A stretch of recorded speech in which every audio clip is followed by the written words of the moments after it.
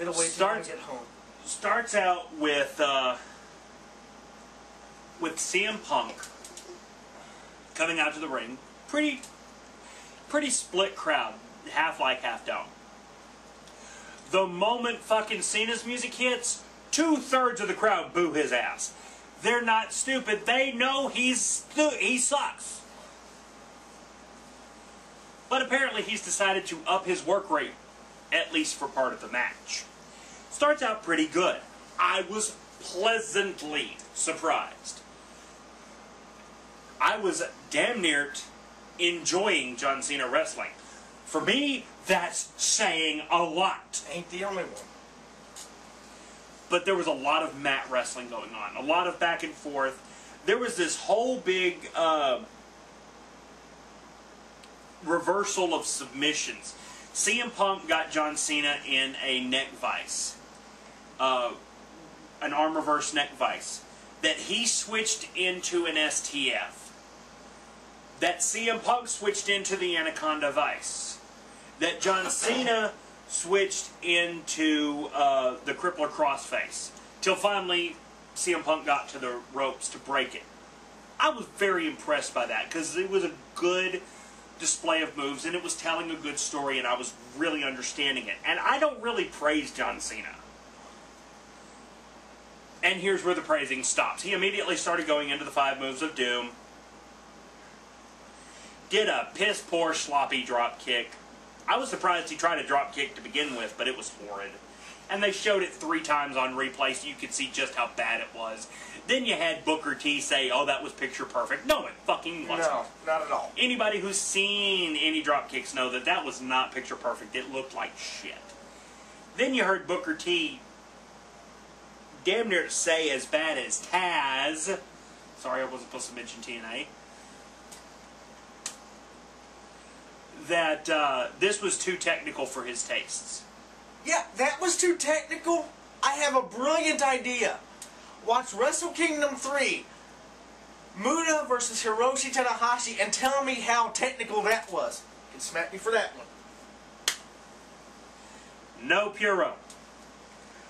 We are not going to bring logic and good wrestling into this. It doesn't exist in WWE apart from Wade Barrett and Daniel Bryan. It should. But was going back and forth. Finally, Cena started in with his Superman hulking up power moves because he can only mat wrestle for so long. And then he gets blown out. Basically, yeah. And then he starts doing all of his power stuff and channeling the Ultimate Warrior.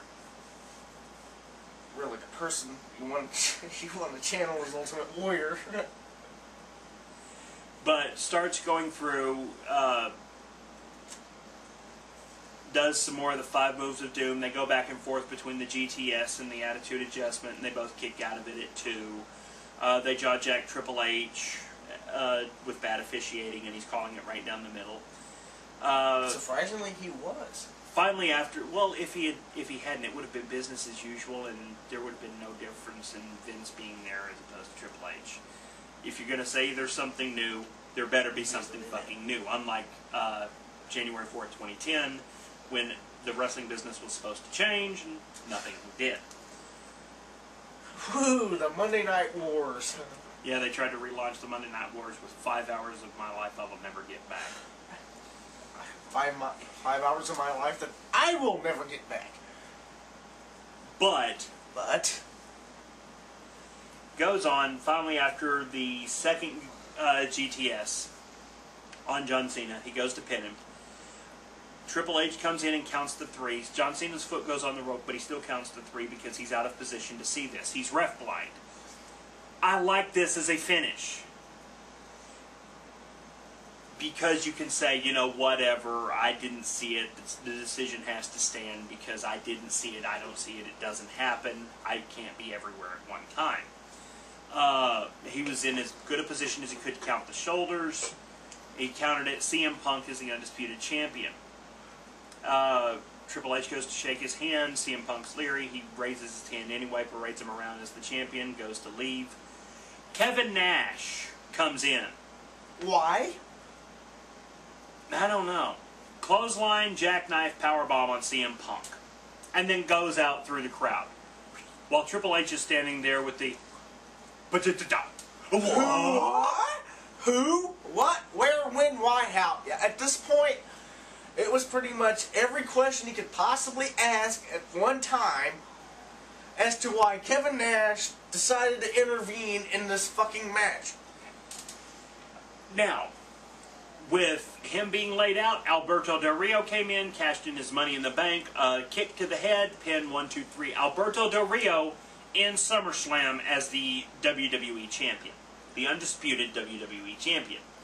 Now, if it wasn't for the match beforehand, I could actually see that.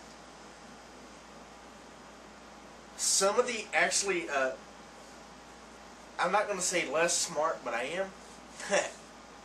Some of the less smart fans might go, "You're a fucking idiot." ADR, Alberto Del Rio, for those not in the lingo, only know him as ADR. I know him as Dos Caras Jr. Therefore, his father is Dos Caras Sr. That would only make sense. Right. I'm trying. Give me a break. He had to learn how to emote facially. He's always been under a mask. But that doesn't explain this. Okay? That explains how he's gotten over as the personality he is. This is, once again, to perpetuate. They kept talking about in the opening match, Rey Mysterio getting a title shot, Rey Mysterio getting a title shot, Rey Mysterio getting a title shot. Well, Alberto Del Rio cashed it in. So now Alberto Del Rio has to defend his title tomorrow night against Rey Mysterio, who's getting a title shot. What that means is they've been trying to push this aristocratic Mexican, true Mexican versus Chicano. They were trying to push that. Ah, yes. So now we're going to have the Mexican versus Chicano that they wanted originally. And this is going to be for a title. You're also getting the possibility, at least I'm thinking, I may be wrong on this, maybe I'm overthinking this and actually trying to apply logic to this. CM Punk will start bitching that the Clique intervened because you have a member of the Clique. Granted, they're not going to bring in Sean Waltman or Scott Hall. Sean Waltman mainly because he's working in other promotions. Scott Hall because he looks like the man who ate Scott Hall. He has gotten bloated. Anyway. How about bringing Scott Hall in as me? What? We're both drunk at the same fucking time. It's not like we're trying here.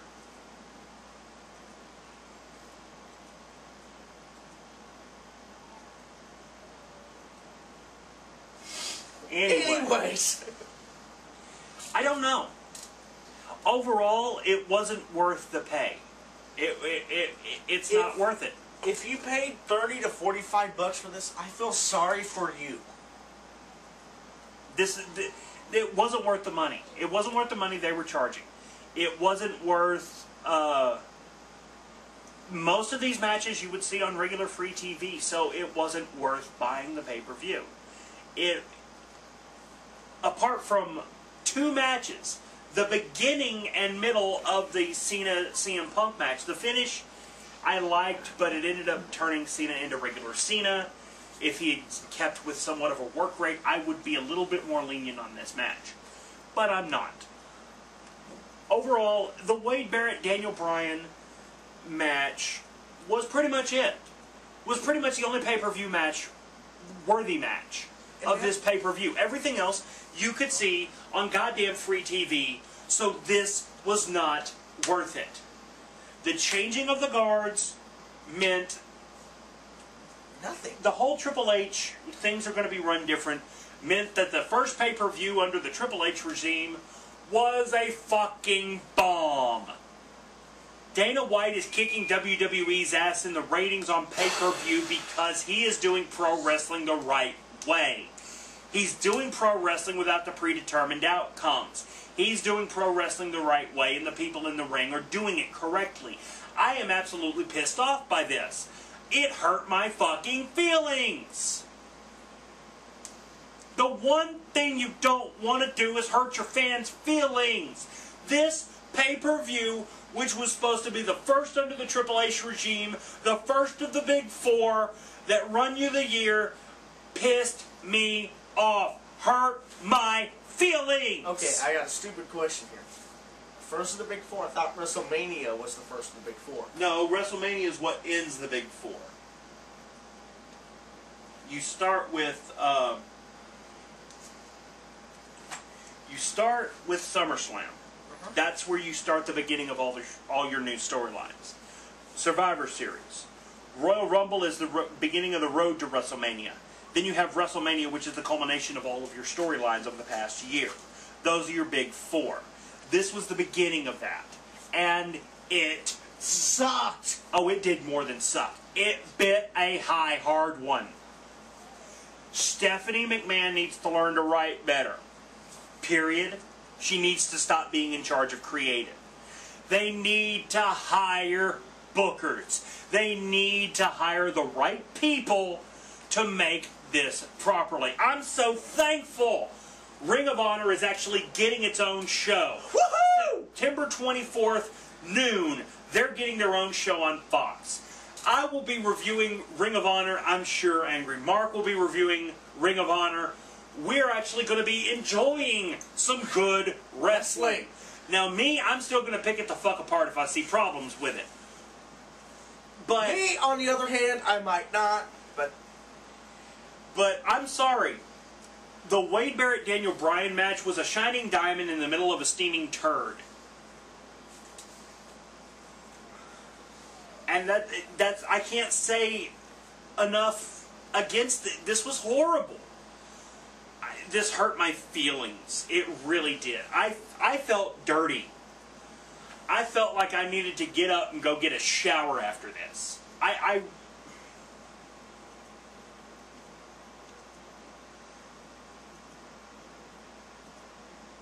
There's not much to say after that point, is there? I'm disgusted. I'm pissed off. I'm really fucking pissed off. If you actually paid $35 to $40 for this, I feel sorry for you.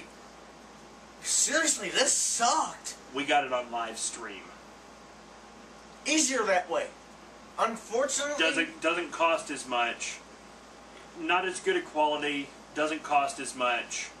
Then you get stupid ads about scrubbing bubbles. We can get rid of the ads of scrubbing bubbles during the streaming, but we got the live stream because it was cheaper. Anybody who paid the full pay-per-view price and you actually got it on your cable, I'm sorry. I'm sorry.